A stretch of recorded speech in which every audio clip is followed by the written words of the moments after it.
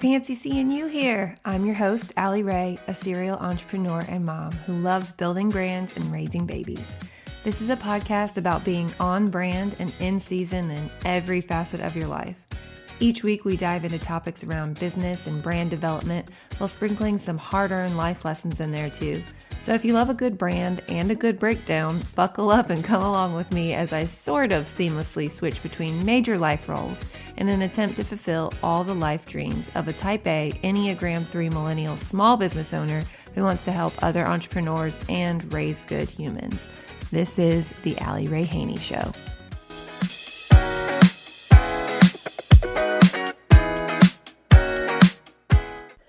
Welcome back to another episode of the Allie Ray Haney Show. I am your host, Allie Ray, and we are jumping into the recap of Night 3 of the ESC Conference. The ESC Conference is a conference for female creative entrepreneurs in their growth phase, and my co-founder and I, Cassie O'Driscoll, we did our very first inaugural ESC Conference and hosted that in Louisville, Kentucky this past April. So each night we recorded a synopsis or basically an after action report of each day and each evening's activities. So if you haven't listened to ESC Conference Night 1 or Night 2 recap yet, I highly suggest you go back and take a listen to that. We will be building on everything that we've said thus far in this final episode. So without further ado, enjoy. Hey everybody. It is Thursday, and we are recording this in our lovely hotel because we couldn't recap Night 3 due to the fact that I had a lot of rosé. I had a lot of bourbon. Well, I had bourbon too. Oh, God. Yeah, I mixed yesterday. Ooh. I was at, because I had a mint julep. I had That's like a number seltzer. one no for me. I usually don't. I had a sip of rosé just to say I had a run for the That's rosé. why I was doing that whole thing, and then I think Fawn brought a bucket of wine. Somebody put a bucket of. Oh, that was your mom. But yeah, she was so excited about that idea. I loved it. Mostly because she didn't have to serve it anymore. Yeah, it was great. She put the bucket out, and I just refilled myself. And the only reason it was the closest thing. I didn't overthink it. So anyway, let's get into yesterday. The second full day kicked off. We did yoga in the morning. There was another huge rainstorm from 3 to 5 a.m. Soaked everything sopping wet. So we made the quick decision to do yoga in the conference space. And I think people were unbothered by the fact that it wasn't outside. I don't think, and because I was worried, the aesthetic, the kitchen was right there, and breakfast was coming, the conference tables were pushed up against the wall, but it was raining. People don't they're not oh, you didn't have a better rain plan, I didn't think that there was any negativity around that. No, I didn't think there was either. I think the yoga instructor was happy that they were inside. Hey everyone, I'm so sorry to interrupt. I just want to take a moment to share a special offer from a tool I personally love and use, Trello. As someone who values organization and efficiency, I find Trello to be an incredibly versatile and user-friendly project management tool. It helps businesses and individuals stay on top of their tasks, collaborate seamlessly, and achieve their goals more efficiently. It's an essential tool for anyone looking to bring structure and clarity to their work and personal life. As a special treat for our dedicated listeners, when you sign up for Trello using our referral code, trello.com/CassieLane/recommend, you'll receive 1 month free. This fantastic bonus will help you jumpstart your organizational journey. Don't miss out on this amazing opportunity to revolutionize your project management and elevate your productivity. Visit Trello.com, that's TRELLO.com/CassieLane/recommend to claim your free month and start experiencing the benefits of Trello today. And we're back. You may have heard a knock at the door. That's because our hotel has a pool, and Allie didn't have a swimsuit, so we had one delivered because that's the stage of exhaustion. That's how we're at. That is a cute suit. It's from Walmart. It's nice. Swipe up. I'm just kidding. We don't have that feature. Not that cool yet. But we did gain over 70 followers in the last 3 days, thanks to Claire's social media badassery. We've had 4 just since brunch. Yeah. Just forwarded everything. We shared it. It's impressive. It's mostly Angelica. Basically, yeah, we should be thanking her 100%. Does Angelica have social media content creation package? Is that part of her masterclass or her? You have. If not, She you should. trains you to do it yourself. Like she does. I don't know that she does it For you. I think that she hosts like co-working hours, and you batch your content during the co-working hours. Like that's specifically what they're for. I see. So after yoga, as we were just saying, like we were not prepared to buy like 20 yoga mats, not knowing that 20 people were going to be at yoga. So we used towels, and it was not great, but it's fine. We did put it on people's packing list, and they made the decision not to bring it.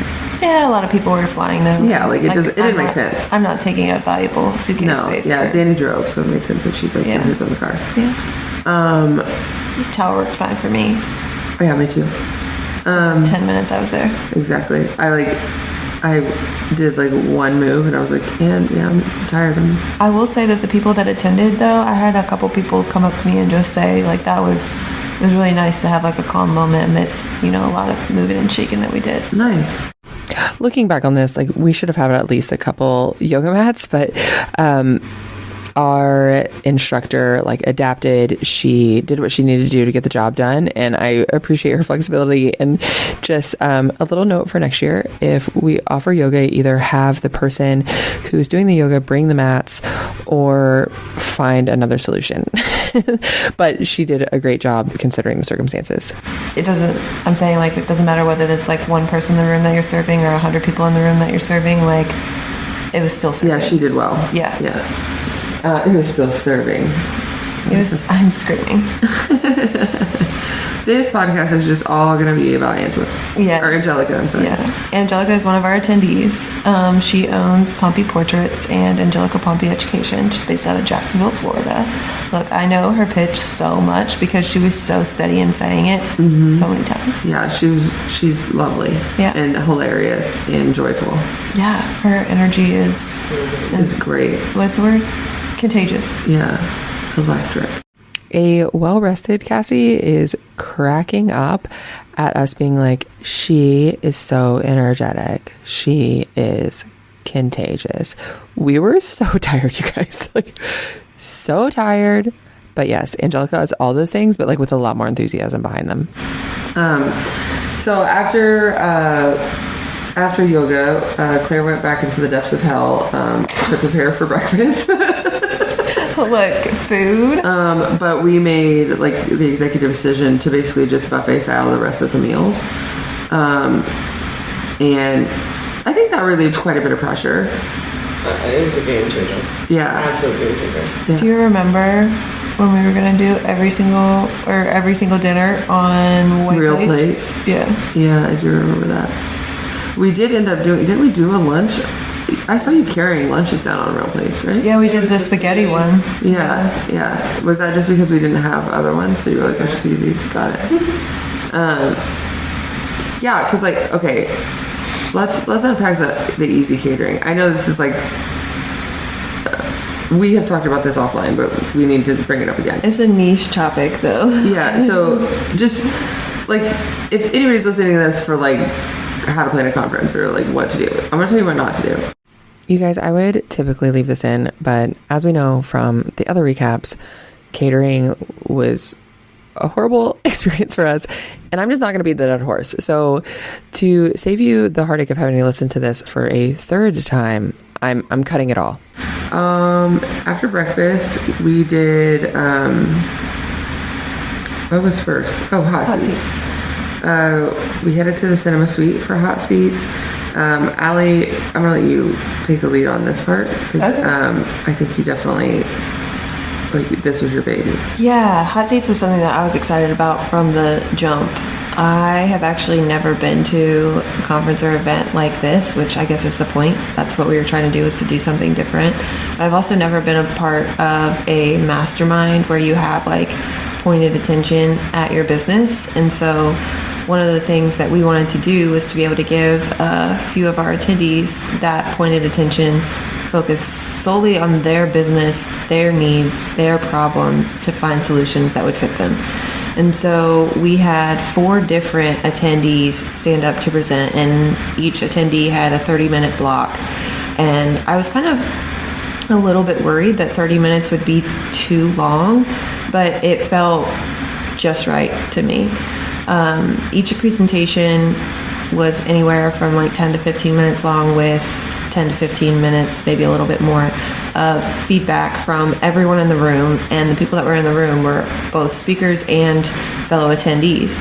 So the topics ranged from, well, actually, let me back up. How I posed it to them when they signed up to be in the hot seat position was that I wanted them to present a problem in their business or a new service offering that they wanted to flesh out, and we would give them advice. Well, we had topics that ran the gamut, from one attendee who is in the process of selling her business after having that business for 14 years. And she was looking to see what her next steps should be, if she should become a freelance designer, what should she design after being in the wedding world for 14 years. One person had just revamped all of their service offerings and really wanted feedback on how to get more lead generation. One person, don't you dare fall asleep on me. I'm not falling asleep. I'm listening. Both of you. I'm sitting here looking at the wall talking, and I look at both of them, and they're both asleep. No, I'm not asleep. I'm just resting my arms. I'm listening. What have you just... You just start snoring. I was actually thinking, because I was I could like feel myself relaxing, and I was like, if I twitched, I was like waiting for myself to like twitch. Anyway, I am awake. I'm listening. I cannot describe how tired I was. I was trying so hard, and it wasn't that I wasn't interested in what she was talking about. I was just so tired. One person was trying to figure out, after having a successful portion of her, or branch of her business, she wanted to start 1 to 2 additional branches to, what's the word? What's the phrase?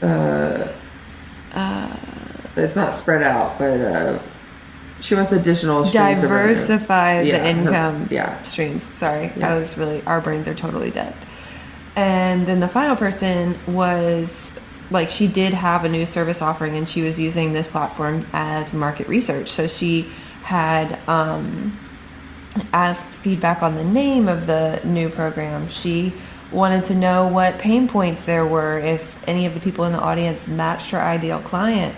So she was asking all the right questions, and each of those attendees got to have feedback forms from everyone in the audience. I collected them at the end and handed it to the person who presented in the hot seat position. And so they have that tangible advice and feedback to be able to go back and apply that to their businesses. And it was just really cool that we saw some pretty big breakthroughs. Yeah. I don't think that's our... No, that's not our place to share, but yeah. And not just professional breakthroughs. There was like personal life breakthroughs and things like that. So I thought it was really good. I do think that, and I told you this that day, I think we need to implement like a call-on system, because we had a few quiet people and a few outspoken people, and I think it may have been a disservice to just let it be a free-for-all, like a little bit, because I do think other people have things to say, but when there are outspoken people in the room, they usually accidentally take over. So I think that next time we need to have, like, during the Q&A, it needs to be like a raise your hand situation, or like something that allows them to have a little bit more control of who they're getting their feedback from. I will say yes and no, because from my background in the classroom, sometimes the people that don't speak up, they don't want to speak up. That's what I'm saying, like a raise hand though. But that's why I had the sheets there, so that they could write down their ideas and still disseminate those ideas to the person without having to put themselves in a vulnerable position if they didn't want to be. Right, they wouldn't raise their hand, but I do think that there were some people in the room that had things to say, but didn't get a word in edgewise. Yeah. Like, Yeah. that's what I mean. Like, Yeah. not that they were, like, embarrassed to speak in public. I think that they wanted to talk, but I was one of the loud ones. And, like, I didn't shut the fuck up. So, and I kept telling myself to shut up, and I was not doing a very good job. So I wish that somebody had put a rule in place that made me raise my hand. Okay. Okay, well, next time you can put that rule in place. And as I was like, I know, and I had no self-control. I have no chill. I get really excited about that stuff. Like, I love the mastermind vibe. I love brainstorming. So I was like talking out of excitement with very little self-control. Call me the self-aware queen. So it's true. I couldn't keep my mouth shut. And I do get excited about this stuff. That's quite literally why I have a podcast, to do that type of stuff too. So thanks for being here. Yeah. So I think that's how I think that we can improve that a little bit. I was having like trouble not cutting people off, but like transitioning from one person to the next, because it really felt like everyone was so active in it. Yeah, that happened the whole conference. We had to cut things short every single time. Yeah. I think on the topic of you saying like you're having trouble like wrapping it up, we did not utilize our MC as well as we could have. Like, no, we didn't, but I think that was also my need for control. And that's what I and mine too. And so I think that, and there were also a lot of game time decisions that, yes, we had a plan. Yeah. But when the weather was kind of going in and out every single day. Right. And almost like each meal. So like when we were making the decisions, like they were normally based around like meal times and stuff. We were making those calls. But I'm talking like Angelica, she's a great MC. She should have been the one like feeding the conversation or moving the conversation along. Oh yeah. Or like ending the hot seat. Like she was in the room. She was standing in the back. Like, yeah, and she kept looking at me like, "Do you want me to go? Do you want me to go?" It wasn't her like not doing her job. No. It was us. Totally me taking it. Yeah. Well, and I did the same thing. Like, you know, last night I went like table to table and like told them how to check out. That should have been Angelica. Like I think that this was our baby.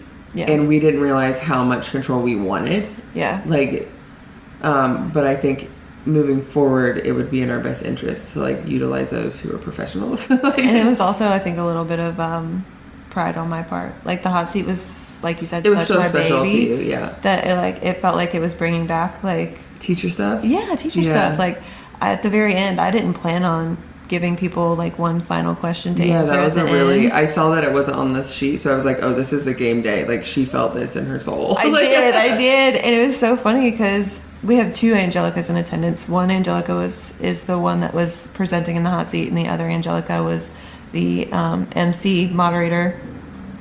And Angelica attendee, she came up to me, asked me afterwards, she was like, was that always part of the plan, or did you just kind of do that? And I was like, I just kind of did it. So what she is talking about, Claire, because Claire was probably plating a meal somewhere. No, I think you were sloughing waters upstairs for us. Because the air in the cinema room cut off somehow, and it was like 80 degrees in there with 25 people. And we tried to turn the fan on, but it was so loud that we had to turn the fan off. So, and it wasn't like nobody complained, but people like needed water. Like, and it was, we were parched. And I will say, everyone was so, when we did runs to the grocery store, they were so fast, except for that day. I don't know why. I didn't even know that you guys had done runs to the grocery store. That's how quick you were. Except for this, it felt so painfully long, and I was... Yeah, like I called you and I was like, hey, can you send those waters up? I never expected you to be like, they're not back yet. Yeah, they're still gone. It was so painful. Yeah, so what she did at the end, they had their asks. So like, can you help me? Like, is this a good name? Whatever they're talking about. Yeah. And a lot of times it was like this or that. Like, should I do this or should I do that? These are the things I'm thinking of.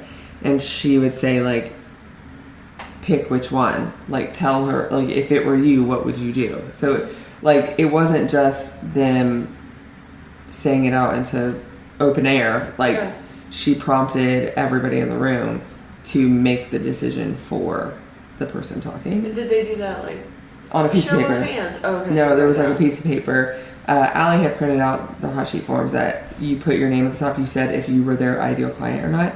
That's another thing that Angelica's feedback. She said that 75% of the responses said that they were her ideal client. That was one of my goals, was to get people leads from being in a hot seat.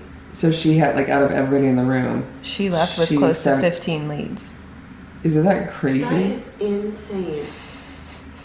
Isn't that so crazy? Yes. So that was like a really cool part of the whole thing. I want to take a moment and talk to you about Dubsado, an incredible all-in-one business management platform designed to help you streamline your processes, elevate your client experience, and save time on the tasks that matter the most. Dubsado offers a wide range of features, including client relation management, project tackling, invoicing, and so much more. It's the perfect tool to help you grow and manage your business with ease. And because we love Dubsado and our listeners so much, we have a special offer just for you. Use code Cassie Lane at checkout to get 20% off your first month or year with Dubsado. That's right. You're going to get 20% off when you sign up and you use the code Cassie Lane. That's KASSIELAYNE. Don't miss out on this amazing opportunity to simplify your business and focus on what truly matters. Visit Dubsado.com, DUBSADO.com, and use code Cassie Lane today. Now, let's get back to the conversation. Hi, we're back. We had some technical difficulties with my computer, and while I was rebooting, I fell asleep and took a nap. So we are actually coming to you from the hotel on Friday, so we're a full day out. I fought it more than Allie did, but I didn't really want to do like the whole recap stuff. Like, I just wanted a break. But now I have slept, just period, because I didn't do a lot of sleeping during the conference. Not only did she sleep, but then she woke up early and tried to start planning 2025. Yeah, it's crazy what some sleep will do for you. And then I'm like, no, we're not ready for 2025 yet. We need to soak this in first. I know, so now we've like switched roles and we're back. Just exact opposite. Cassie and I are exact opposites in every sense of the way. And I think that people from the outside might sometimes be like, how the fuck does this work? But it actually works beautifully. It really does. Yeah. We have also taken some time to crack up about just like little things that happen that like we're just like learning personality traits about each other, and it's probably my favorite part so far. So that's been fun to be like not so exhausted that stuff can be funny, because it wouldn't have been funny if we would have said it in real life. Just like like you and I have hosted so much, or sorry, not hosted so much, but planned so much that we knew like little nuances about each other. Yeah. But to like be in the thick of it, and like now I feel like it was like a learning thing and not just like we're never going to speak to each other again. Because like in the peak of the stress of everything, had we been like, oh, is this how you communicate? It'd been like, fuck off. At least I would have been if anybody would have done that to me. So literally, I was too tired to even like humor the conversation. Well, be angry about it, or like take something offensively. Like, if you want to hate me, then just hate me. Like, please just hate me. Put me out of my misery. It's fine. I just need a hamburger and some sleep. So anyway, we probably, I imagine it's going to be interesting to hear the first half of this from yesterday. Yeah. And then hear especially my energy level now. Yeah. Because I feel like a whole new person. It's so funny because I didn't know that I had forgotten that we split this between 2 days. And earlier I was like, listen to how tired we sound. And then I was just thinking like, oh my gosh, listen to how awake I sound. And then I'm like, it's going to be funny to see what this is like. And here we are. So we left off yesterday talking about hot seats and like kind of the rundown of what that looked like, but I think we kind of concluded there. Yeah, we did. Yeah. So just after hot seats, we had lunch because the hot seat portion of the day or the event was like the longest time we had people sitting. So we wanted to give them some like fresh air and time to go. But I'm going to let you take over what the experience gallery was like, which is what took place right after. Yeah, we set up during lunch. So the experience gallery was kind of our take on a vendor market meets experiences, like marketing experiences. Yeah. At first, we had humored a vendor market in the beginning, but it didn't really make much sense for the vendors because our audience was so small.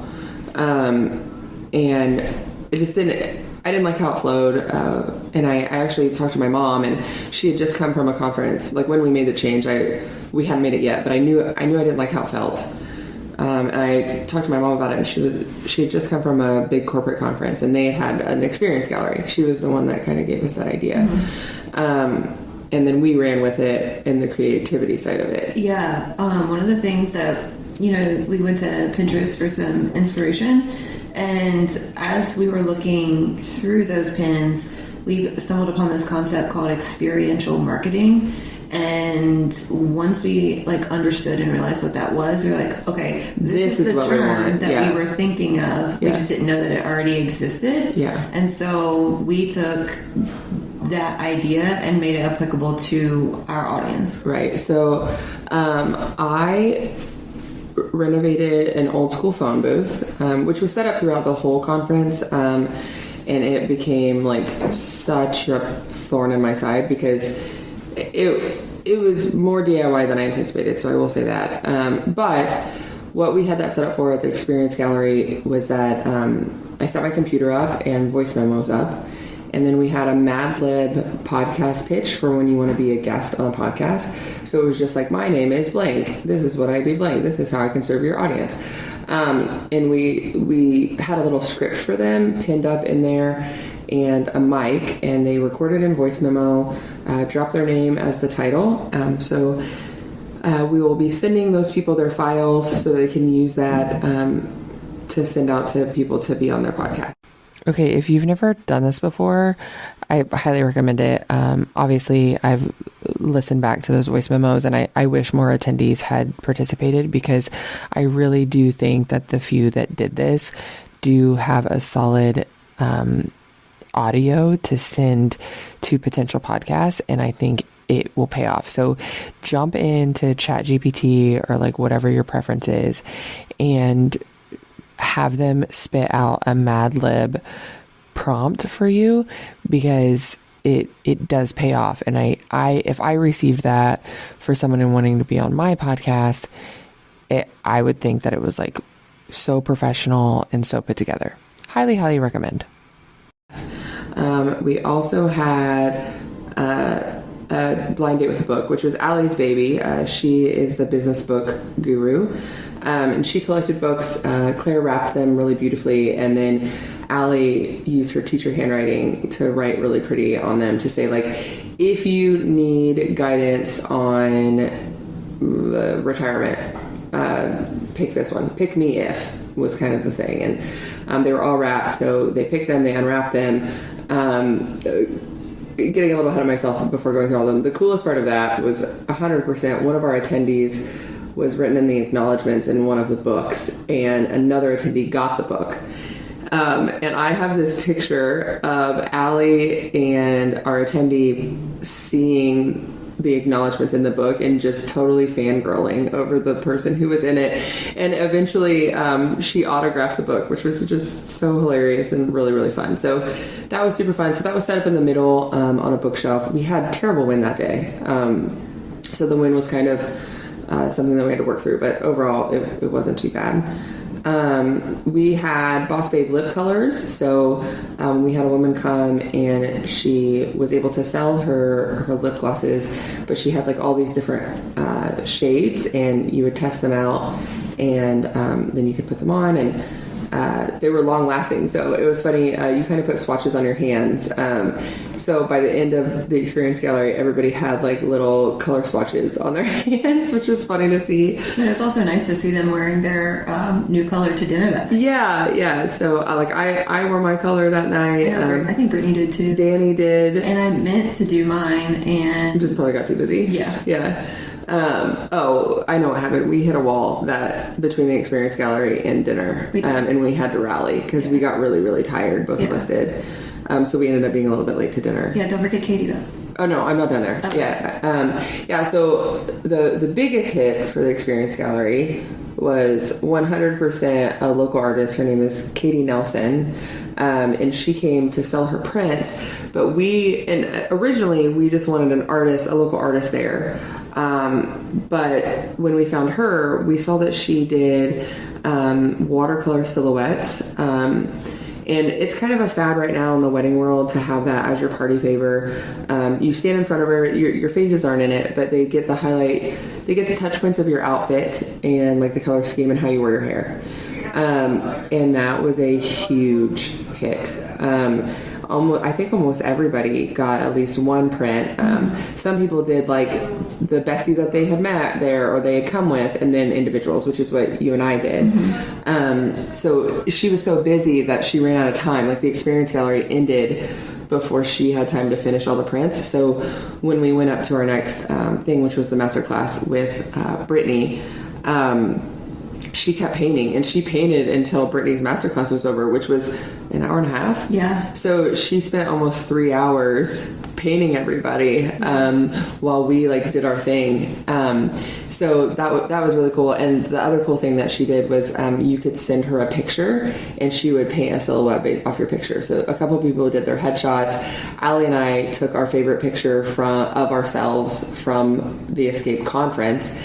And she painted those for us, which brought me to tears. Like they're just really, really cool, like personality shots, and just keepsakes. Like they're a really cool keepsake. And then how cool would it be if we got Katie to come to the next one? I would love. Like it was such a hit. Like it was so cool. The other thing that she did, which was at the idea, it came from an idea from another attendee, is that.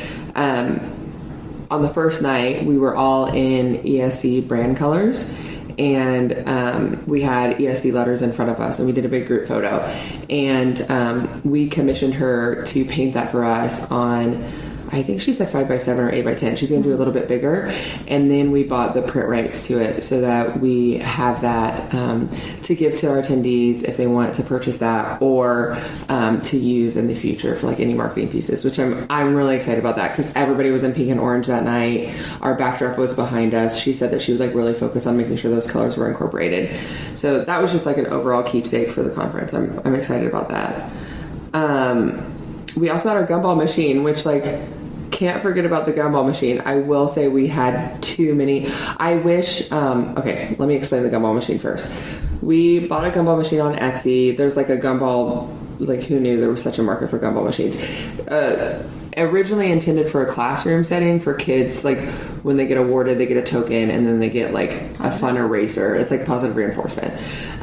We got it, and we put Starburst in it, and we put friendship bracelets, but it was all branded. Claire spray painted it last minute. It was intended, it came blue, and Claire was like, no, that's not happening. We're spray painting that. And that was the best decision. It was the best decision. We ended up doing, I don't know if you know this, Allie and I did a photo shoot with the gumball machine. Yeah. And it's zoned in on the gumball machine and full body, almost leaning on it and stuff. And we were both in escape colors when we were. Yeah. Oh, I can't wait to see those. Yeah. So we spent a lot of time finding where to sit for that, because we wanted the background to complement the gumball machine and stuff. So yeah, we it got its moment for sure. Good, yeah. Not only that, but the individual containers, the little snap close containers. Claire was very adamant that we only pick out brand color containers. So it was pink and orange containers, and then the big ticket items. Yeah, and is about to tell. Yeah, so we had some sponsorships from Flowdesk and from Dubsado, and then Allie and I, free brand audit and a free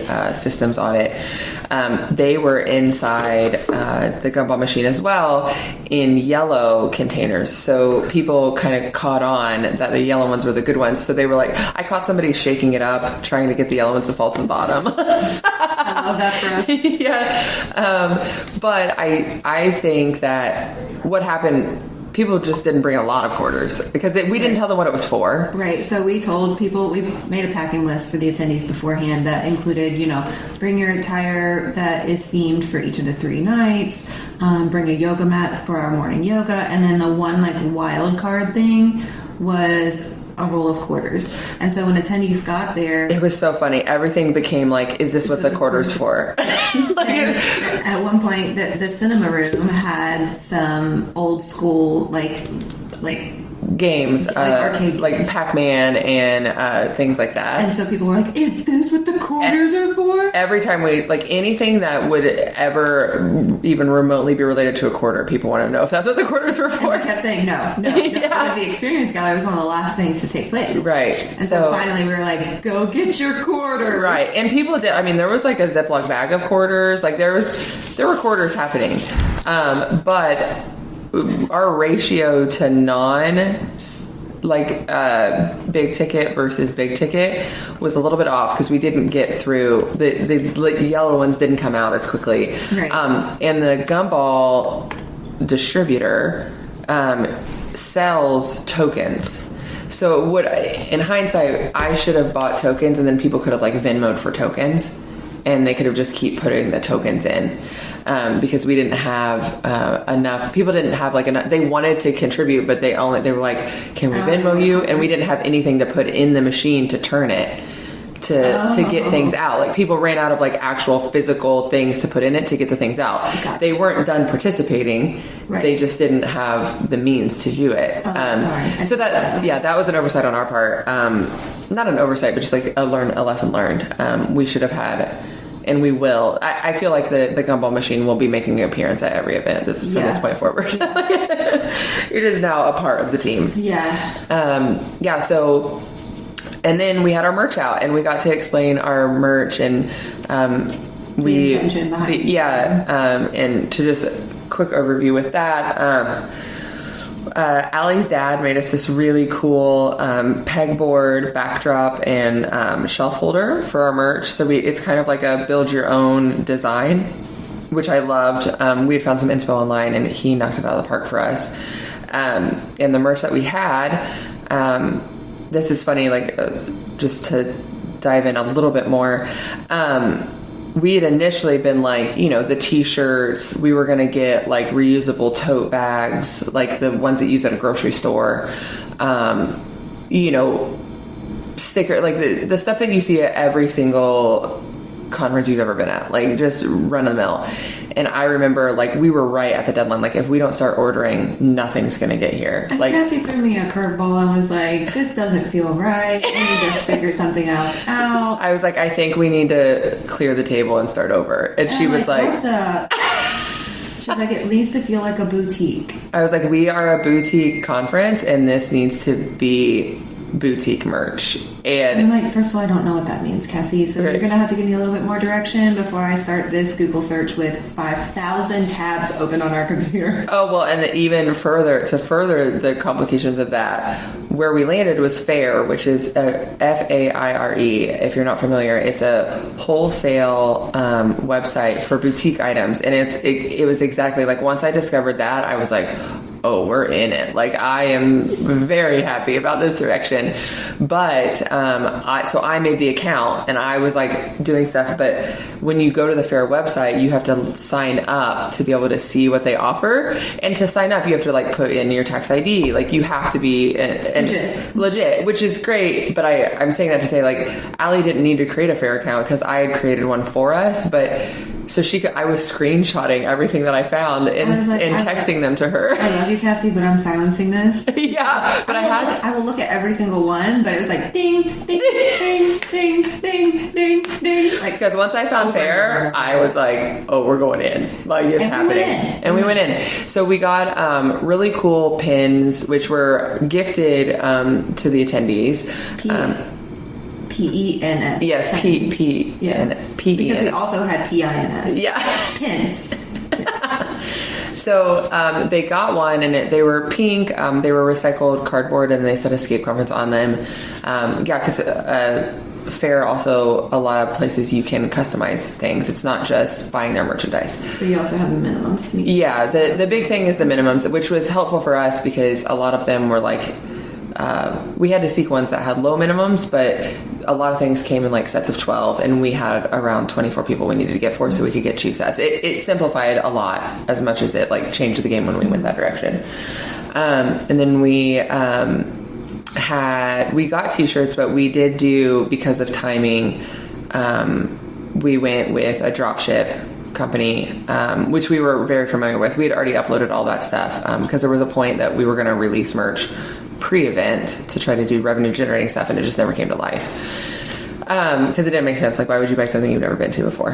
That was like one of our desperation things that we spent probably way too many hours on doing, and then never did anything with it. For sure. But then that It came, it came, it made it way easier when we were ready to buy. And we had hats, and they were orange on orange. Those actually came from Etsy. They said the full word escape. And oddly enough, our bestseller, like our hats flew off the shelves. And it was just so funny. Like, we liked all the merch, but we were like worried that the hats weren't going to sell. And then they were the first thing to go. We had the mugs, and the mugs are my absolute favorite. So, summer camp was one of our themes for the social, and they were ceramic, but they were like fireside mugs. They were camping mugs, really big, like 18 ounces, I think is what they are. And, speckled ceramic. So white was speckled, black throughout them, and Escape logo on the front and back. Not only was the mug just amazing, but working with that vendor, they were like super responsive. They wanted to make sure, they sent me like a couple mock-ups to make sure it's what we wanted. I sent them a file, and they were like, actually, I sent them the Escape logo that had Escape Conference underneath it. And they're like, we really need a horizontal one. Like, you'll be happier if you do this way.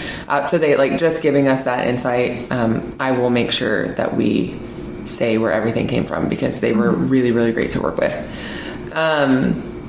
Then I'm kind of like building up to everybody in this room knows what I'm building up to, but our, totes. Don't forget the candles.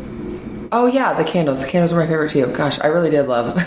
This was my baby, and it came to life. I'll do the candles first then. So. Oh, and koozies. I feel like that's run of the mill. Yeah, run of the mill was koozies. We had ordered those before we decided to scrap everything. Yeah. Which I don't regret, because the one thing that they are is that they're the tall, skinny ones for the White Claws, and like White Claws are my jam. So I was really happy with the koozies. Yeah, we got compliments on that. Yeah, and it was funny.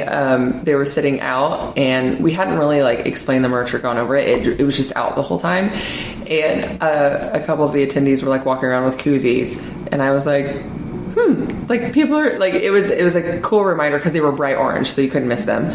So it was cool to be like, oh, people are paying attention, because we hadn't even talked about it yet until the experience gallery. So the candles were, they look like birthday candles, but they were tall, and they were in brand colors. And I put them in a sleeve with a little note on the back, and it said, we celebrate big and like, let's celebrate big and small wins, because that's been something in our brand messaging that we've really pushed. Like, the little things oftentimes get overlooked, and sometimes if you don't celebrate the small stuff, it feels like you never get to a big win. And once we explained that, we sold quite a few, because I don't think people at first, they were like, what is this? Like, it didn't sound like it made sense, but then when we explained it, they were like, oh, that is so fun. And people got really into it. And then the totes, which is kind of our, I don't know. I found the vendor on a different platform on Etsy, and we couldn't afford them. Well, actually, when you were looking on Faire and I was looking on Etsy, we chose the same bag separately. Yeah. With all of the vendors on Etsy, we both came up with the same product. But before I found them on Faire, I had seen them on Etsy, and I was like, oh, like, this is what I want, but we couldn't justify the cost. We couldn't justify the cost because we couldn't make profit off of it. Like, we could have sold them at cost, but then they were on Faire, and it like gave us just enough of a cushion that we could do it. And there are these beautiful, like, sturdy canvas bags with leather straps and a little leather label, and it just says ESC, like, super tasteful and modest. Like, they could use it for everyday bag and nobody would ever know, but we know like how curated and boutique that felt, and that felt like amazing. And then we had one of our attendees create patches for us, or create graphics, like iron on patches or she created the graphics and we turned it into a patch. And it was Louisville centered, because that's where the conference was. And it had like a banjo on it. It had bourbon, a disco ball, a horse for derby, roses, like had all these things that make Louisville. And it says Escape 2024 on it. And it even says Louisville on it, all in our brand colors.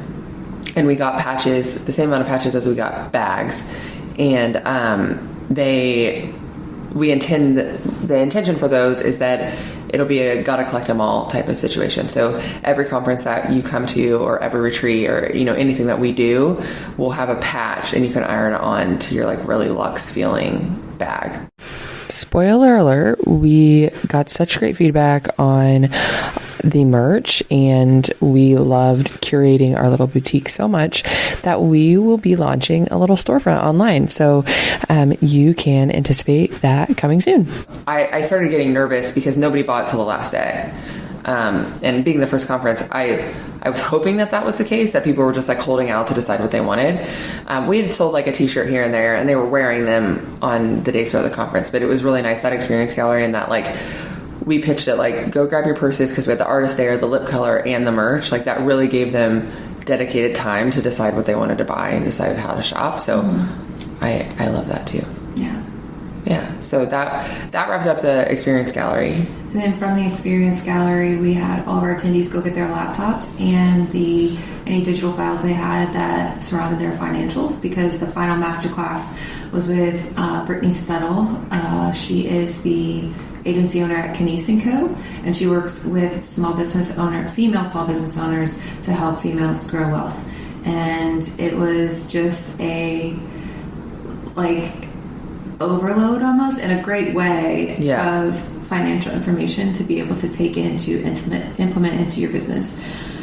She went over everything from hiring your children, tax strategy, what the LLC difference between LLC versus S Corp was, how to invest in your retirement account as an entrepreneur, hiring your kids, like literally retirement, like everything. Making your business recession proof, which that was like my specific question, because not just for myself, but a lot of the feedback that we got as we were like selling the Escape Conference was like, in this economy, there was a lot. So for the people that were there, I knew that was, if it wasn't in the forefront, it was definitely running in the back of their minds. Like everybody was, thinking through that. So the best part about the masterclass is that there is a portion of that class that is like an implementation portion. And actually the discussion throughout the presentation was so good that we barely got to the implementation portion, but she gave us a workbook that we could use to it was like an Excel spreadsheet that you can say, these are my savings goals, these are my revenue goals, and then it like reverse engineers what you need to make in certain service offerings or product offerings in order to achieve that goal. So that was an incredible hour and a half that was like invaluable. Yeah, Allie cried during the financial. Shut up. You did. Like she was. I'm saying that because like it was that impactful, and it was for Allie. It was one of those moments, and for me too. But like Allie never cries, never gets emotional, and she was just like, "We're doing it. Like this is what we've dreamed of. Like we've dreamed for a year. We've built this. And it's really happening." And it was really cool. I think, if we had a biggest problem when it came to speakers and panelists and all of that, is that it was so good, nobody wanted it to stop. And I think that's a great problem to have. Like I said this a million times when we were doing it, but and I think I even said it on another day, but leave vacation when you're still having fun. And that's what happened. And everything was like, I don't even think Brittney got out of that room without being stopped with questions. I don't think that she made it downstairs without more. And she was so receptive. And that was such a positive part of having the speakers staying there and eating with us and doing this. And all of them knew and were so willing to continue the conversation. Yeah. And it was not like, oh man, I wish I would have done this. They had the time to regroup with her and to touch base with her after. Well, two things I want to say about that. First of all, Brittney specifically came up to us and said, I just hope that I brought the value that you wanted me to bring to your audience. She was so conscious, even us. I think she said specifically us. She was like, I know what it takes to build this. I want to make sure you guys got what you needed from me. Yeah. Not just as a speaker, but with the content. Did you, she asked me, did I help you? And like having the wherewithal, like I don't know, just being that conscious of like how each person is consuming her content, was really thoughtful. I want to go into this a little bit more about the community that we have built and are still feeling. So we're about 6 weeks out from the conference as I record this.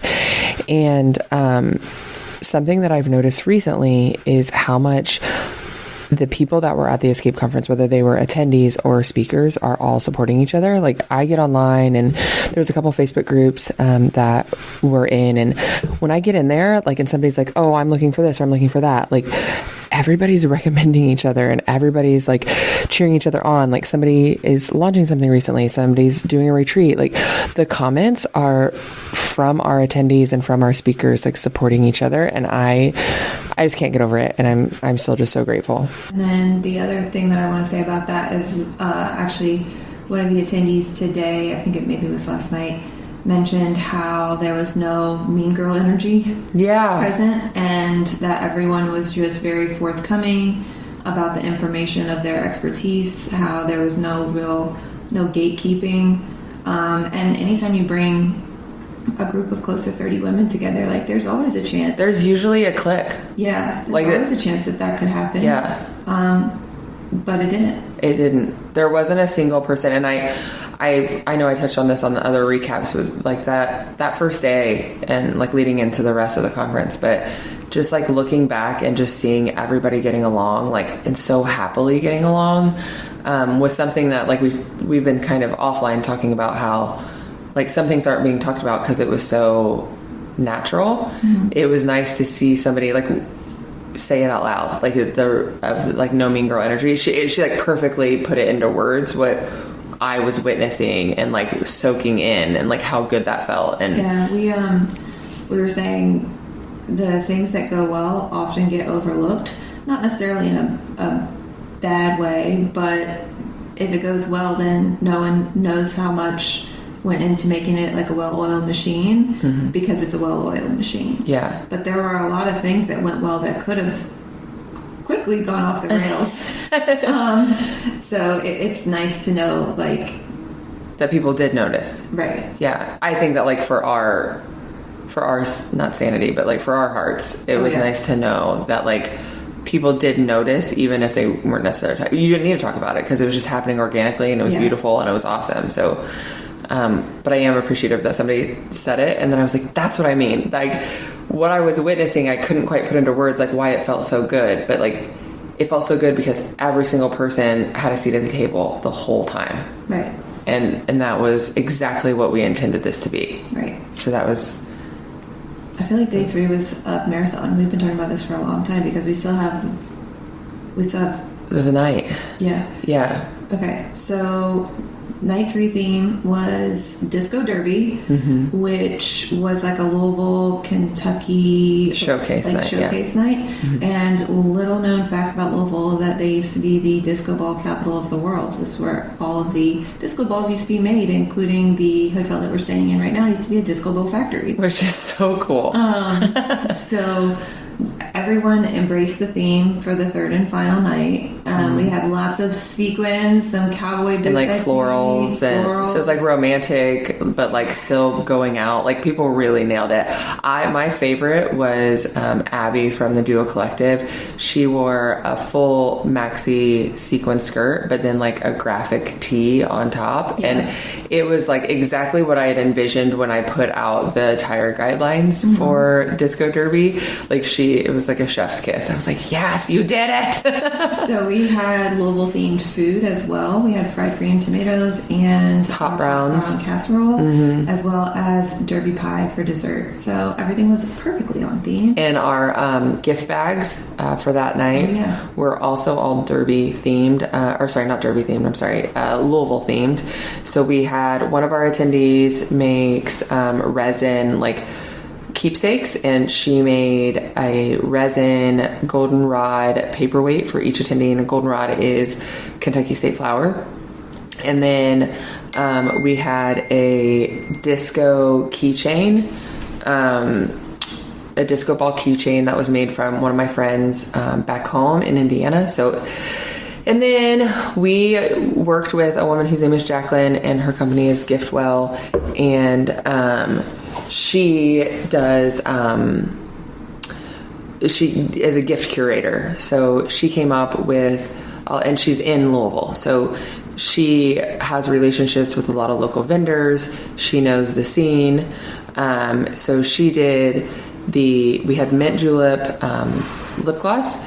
We had little bourbon ball chocolates, and then we had Woodford Reserve mint julep syrup, and then one of our other favorites was bows, and you tell us about the bows because she's one of your clients. Yeah, so Sarah Stillwell of Grace and Grandeur makes luxe velvet, and velvet is like her specialty, but other materials as well, hair bows. And I've been shooting with her since probably close to 2 years now. She is one of my brand photography clients, and I do a lot of her product photography. And she was so gracious because she is based out of the state of Kentucky to sponsor the bows for our final night swag bags. And both of those, the bows that were given out were either hot pink or orange. So they were also in our brand colors, which was really cool. Yeah. And everybody, we had kind of dropped hints beforehand because both Cassie and myself had worn hair bows the days prior. Yeah, like separate times, different colors, but we were bow girlies for the whole conference at some point. Yeah. So it was cool that in the end everybody got one of the bows. And we did the day that we wore bows too, when we did our photo together. The watercolor portrait. No, not the watercolor portrait. When Abby did our pictures, like when we went down on the backdrop, we both had bows on that day, and we did like a little bow picture for Sarah, which was fun. And but before we got to dinner, we had one surprise session for everybody. No, that was after dinner. Oh, was that? It was after dinner because we had to. Yeah, it wasn't. Yeah, we had to set it up. So, we went back upstairs to where the conference had been, like the conference portions had been hosted, and we had set up, because the social part of that night was called the Mastermind Mixer, which is the name of this podcast or my podcast. So when we went upstairs, we had set it up as a podcast and brought in Chelsea Gilson, and she is my KY Bucket List on Instagram, and she is a local content creator for Louisville, and her account is influencer marketing. So we had asked everybody in their questionnaire what questions they had about UGC and influencer marketing, which now I know after the podcast that I was kind of interchangeably using those terms, and they are different. So we sat in a podcast with her for about 30 minutes and utilized the questions that the attendees had specifically asked, and hosted my first ever live podcast episode. And Allie was up there with me too. And we were just saying this morning before we started recording this, it was funny during that interview, I was telling her this season of the Mastermind Mixer, I had taken a break from scheduling interviews with people, mostly because of the season of life. I thought that I would be able to do it by myself and just do episodes by myself. And I learned that it was actually more of a burden for me. I actually really enjoy having a guest, and that solidified me. I felt like I was back in my element. It was the first interview I had done basically since my cancer diagnosis. So it was really fun to be back and be in front of people even. I really enjoyed that part.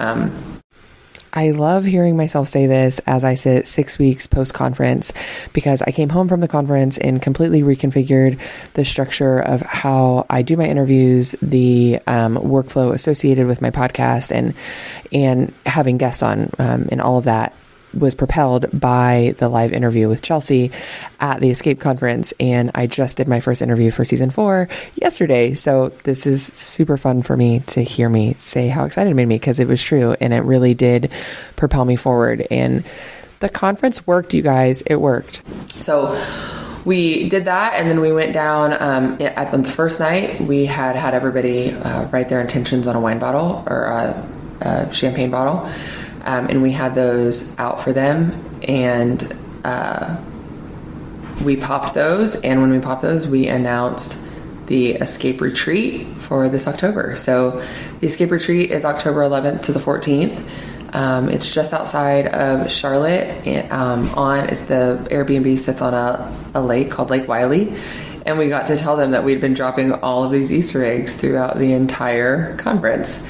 So that was really fun. I do have a question for you, Claire. I want to know, like, behind the curtain, what happened between the podcast and when we came down for champagne? Because I remember everybody seemed frazzled. Do you remember if anything happened? It was just I think we expected more time. Yeah? Because we ate, and then we were starting to set up for the evening, and we were there. And you were there, yeah. I see. I think it was just like not knowing you were coming down, or there was no text to say, wrapping it up, it's finished. Oh, yeah. Do you need 5 minutes or whatever? And we heard voices, and we were in the middle of finishing setting something up, and then it turned into frazzle because we didn't realize. I knew something was going on, but like I had no idea. Normally we had been pretty good at communication. Exactly. Yeah. I think because we were on the we were live both. podcast. It was live, and we were both on it. How would you have been on your phone? It should have been an Angelica thing. In hindsight, we should have had Angelica touching base, the moderator, touching base with you guys. Or Fawn or something being up there, and one of our helpers. All three of you were downstairs, and the two of us were or something. Yeah, and there was nothing. Yeah, because I just remember coming down and like Fawn. It just took us by force. Fawn, Mom, and Claire all seemed like angry. They were like, "How dare you?" It felt very "How dare you," and I had no idea what was going. Like I didn't know what had happened. And I looked at the tables and I was like, where's the champagne? Right, like I went back upstairs, and it felt like I wasn't accusing. I didn't know. I thought there was a fire. Like I didn't know what had happened because it was so frazzled, and it makes sense now to just like you guys were like we were eating we're eating, and they were like, okay, let's get this. And there had been like how many minutes do you need? Like let's do all that, and we were also still along with setting up. We were like cleaning up from dinner. Yeah, so. There was that. I came down the stairs because I cut through our room. Like the way that we had two ways to come out, and I came out through our room, and the attendees came out the other way. When I came out down the stairs from our room, I met Fawn, and Fawn was holding dinner, and I was like, "Oh no!" Like something has happened. And me and Cassie even had a conversation like, "Okay, Cassie, you cut down the front staircase, and I'll bookend everybody and kind of get them out quicker." Yeah, we were pushing them out. Oh, good. Yeah, that's what we did. We were like faster because people wanted to talk to Chelsea more, like after like offline, and we were like, we'll carry this out. Chelsea, come with us. That's right. She came out. We told her to come with us instead of just like, okay, like we're offline now. Somebody else and for us, it was very much. It felt like we were walked in with our pants down. That's what it felt like. Because I was like holding a cheval shoe. Like I was just setting up a backdrop. I know. And I was like, and that's why with the flowers, I was like, do we even do it now? Yeah. Because like everybody had already seen everything. It felt very weird. Yeah. And because also you guys were about like. There was a big deal going on afterwards. There was a plan with the everyone popping champagne. Yeah, the announcement for the retreat. Yeah, and I was like, this is lowest priority. Exactly, like putting flowers in shoes. Like, I don't know. I think we just nixed it.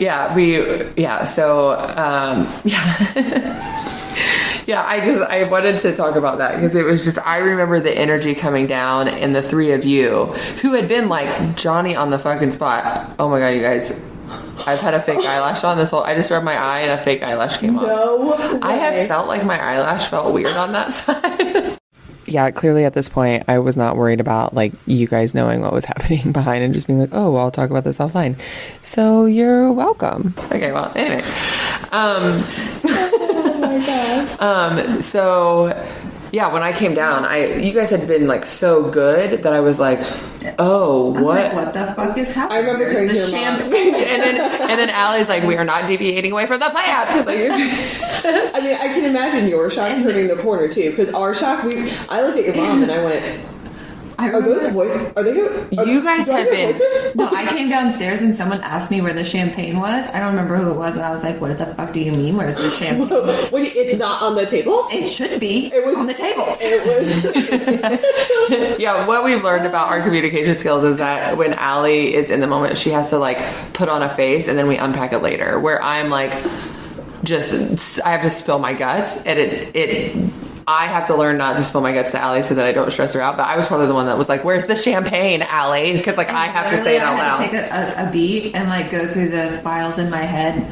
Like it's literally like a filing cabinet in there, and we hadn't touched the champagne bottles since we put them in our refrigerator on Monday night. Right. So it took me like You had to. That's what you were go back processing. through the it took me about files. 15 Where is seconds it? to go through the files to Monday. I remember where we put the champagne bottles. And I was saying it. I knew 15 exactly. seconds is a long pause. I knew exactly where the champagne bottles were, but I meant it like rhetorically. Like, where are the champagne bottles? Like, They're not I here. like, and I'm spewing facts, and you're like, I know. You're like, well, actually, they are upstairs in the refrigerator. Look, it's rhetorical, Allie. on the right hand. They're not on the table. Like, you know that. So yeah, I just remember the energy of the three of you, and knowing that whole time you had been so like you'd been killing yourselves to make sure that everything was perfectly set up along the way. So when I walked out, I was like, oh, something happened. Like I was like worried because like it had been so weird, but it makes so much more sense that like you're right. Like every other point you had gotten a heads up, like 5 minutes, or like we were on a group text, like while people were speaking, being like, okay, like here's what's happening next. Like, and we were just both tied up during a live something. Like we couldn't. Yeah, you couldn't get away. No, and it would have been weird to be like boop boop boop boop boop, like texting. Weird and rude. Yeah, like it just would have been. Doing, like- And I did warn Chelsea because I had her questions pulled up on my phone, so I guess like I just hadn't told her about it, and I honestly was like really nervous about the live performance. It felt like a performance. And it's so funny that the things that Cassie and I are nervous about are always opposite. Yeah. I was so nervous about the experience gallery and how it was all going to come together, and Cassie's like, easy breezy. Just set it up here and flip it around there. Like, We'll just screw a bookshelf together, like in the moment. It'll be fine. it'll take 5 minutes. Yeah. I don't know how many times you said that. 'Cause you kept talking about it. It's going to take 5 minutes. It took us 5 minutes to get that bookshelf screwed together. Facts. But then I'm like, easy breezy. It's a podcast interview. Like, Yeah. we do this all the time. I know, And but she's like, I don't know about the podcast interview. We got to retest and test and retest the audio. And I was worried about it just because like I had no qualms, no anxiety about that at all. And I think, and a lot of it, I think, was just I've been in my head because I haven't been as consistent in getting my podcast episodes out. And when I have gotten them out, they have felt rushed and unorganized. And I really do think that it was like that live just solidified that I do my best when I'm interviewing somebody. Like you feed off other people. I do. So like, and it doesn't feel like a chore. It feels organic. In the past couple months, the podcast has felt like a chore. So thinking about doing it live felt daunting. Right.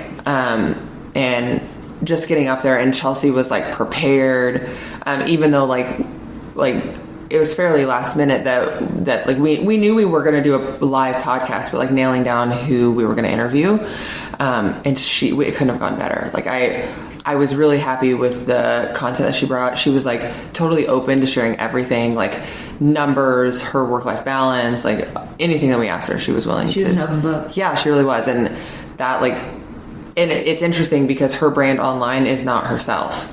Like she's branded behind a logo. But it was somehow like the stars aligned and we got another person into the fold that was just like the rest of us. And that felt really cool. Yeah. And same with, the Giftwell, Jacqueline. When we met her, she met us in a parking lot to give us everything.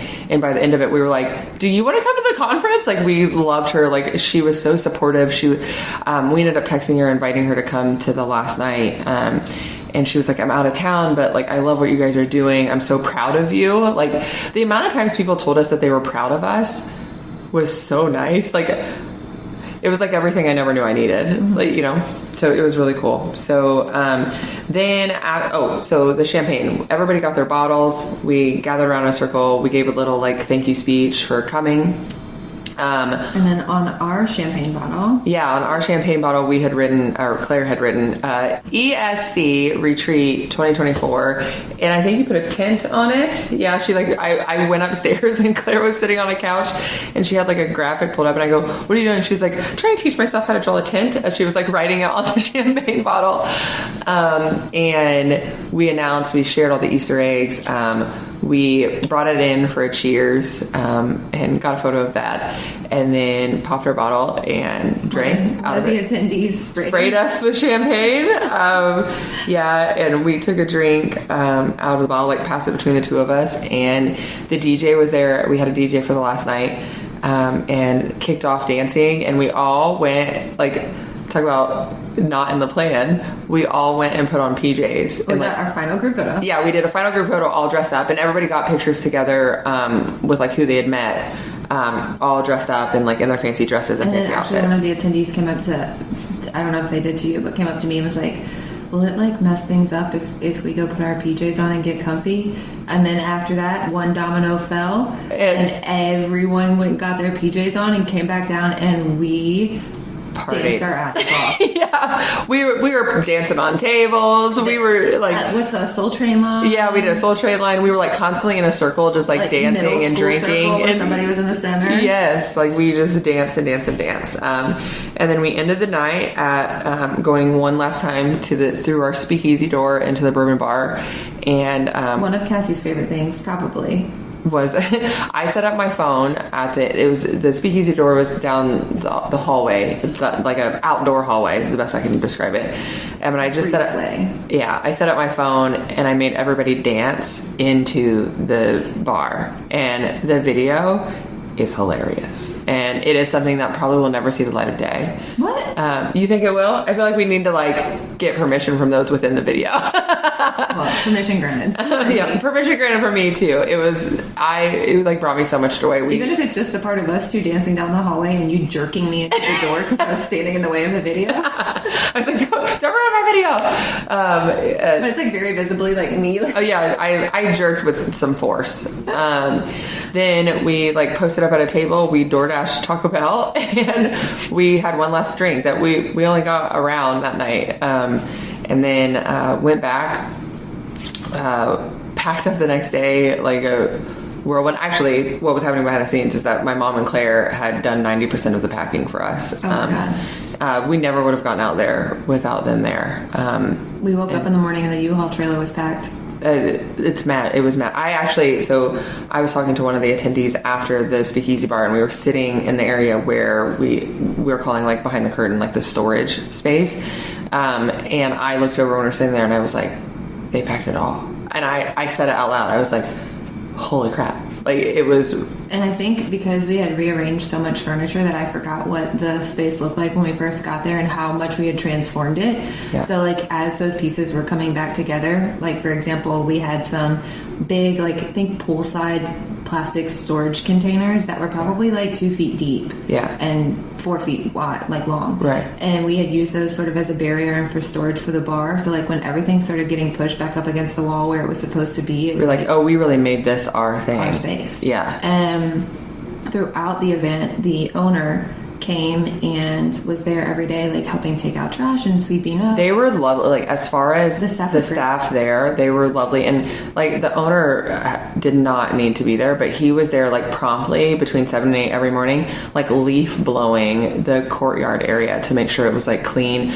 We had overpacked the trash cans on the first night, which was also the day that we unloaded. And when we unloaded, I had some like pink touch-up paint for the phone booth because again, it took a lot, like till the very last second, and it had spilled, and we had put it in the trash can, and the trash bag ripped, and pink paint got on the sidewalk. And when I came downstairs for yoga that first morning, he was like scrubbing the sidewalk to get the pink paint off, and like did not complain about it. He was like, no worries.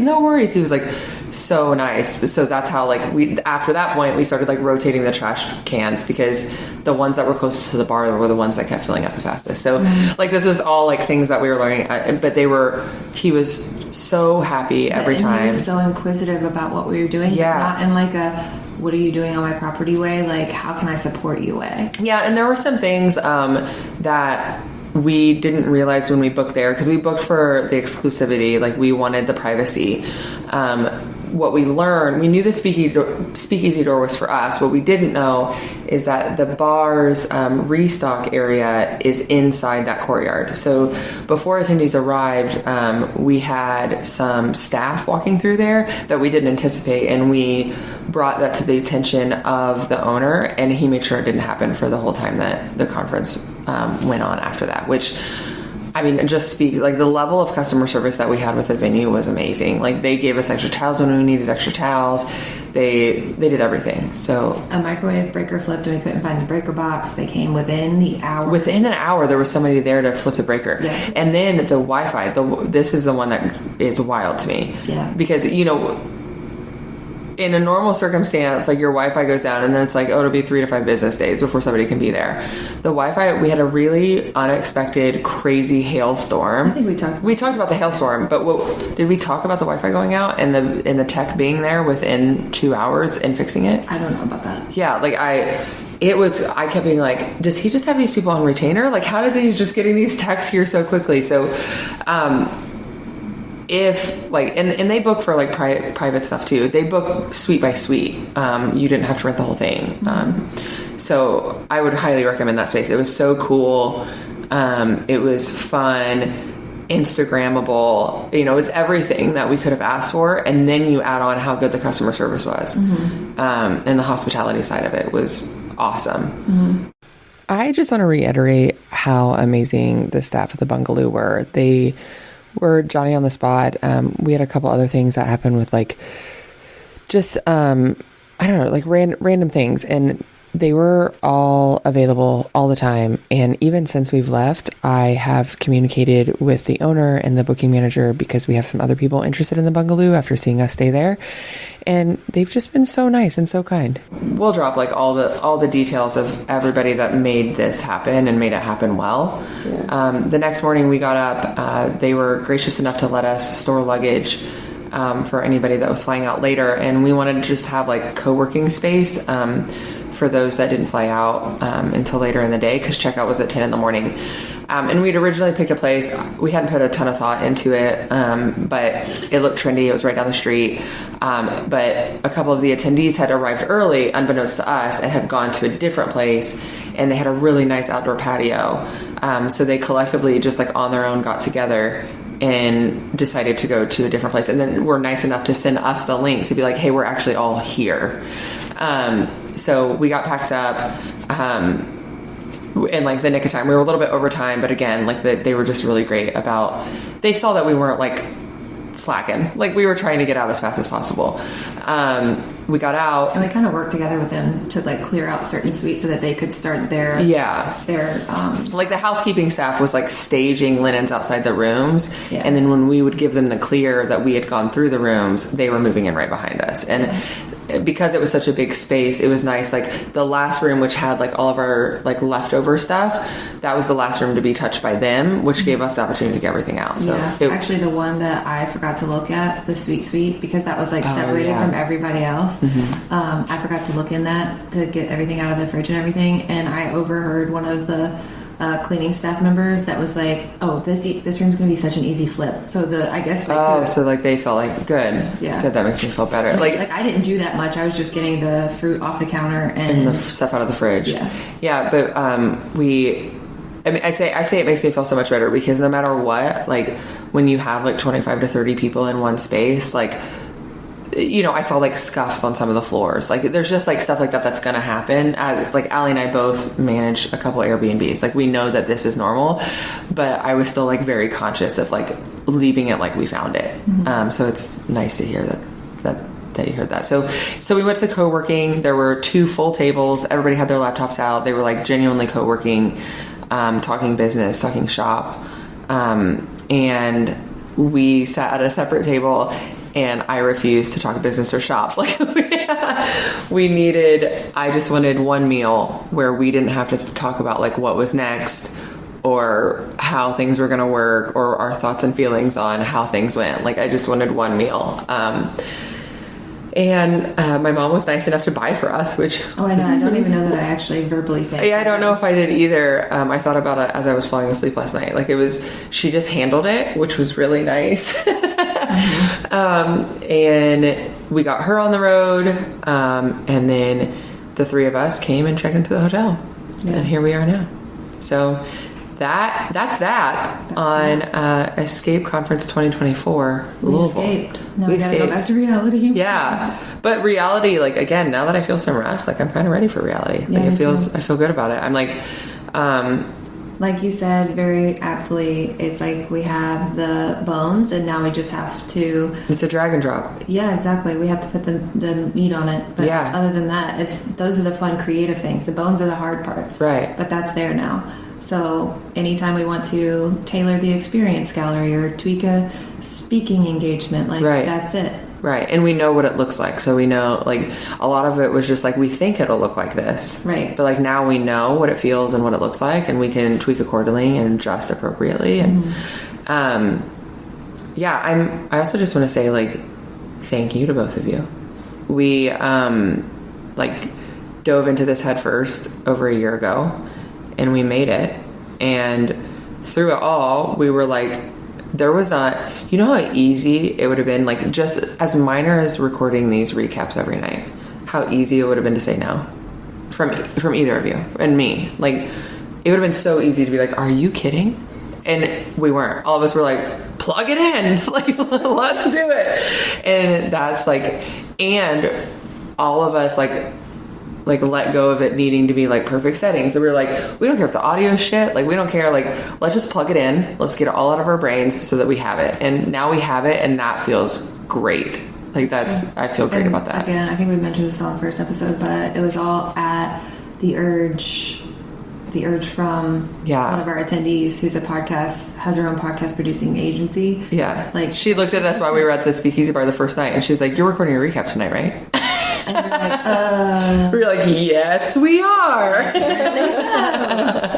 I love that's how we ended it. We were just like, and we just did it. And we did do it. And that is the end of the Escape Conference recaps. But before I get into all the details of what's to come for the Mastermind Mixer and for Escape Conference content and all of that, I think this is a perfect opportunity to tell you that the attendee who told us to record these episodes was Haley Gaffin. And we are now in her countdown to her mic check retreat, which is a retreat for podcasters where she covers monetizing and building your authority and understanding tech and, just all of those things. So next week she'll be hosting 10 podcasters in Chattanooga and just helping them enhance their podcast. And she did help enhance ours. And we just really appreciate her time. And we know, Haley, that your podcast is going to be incredible.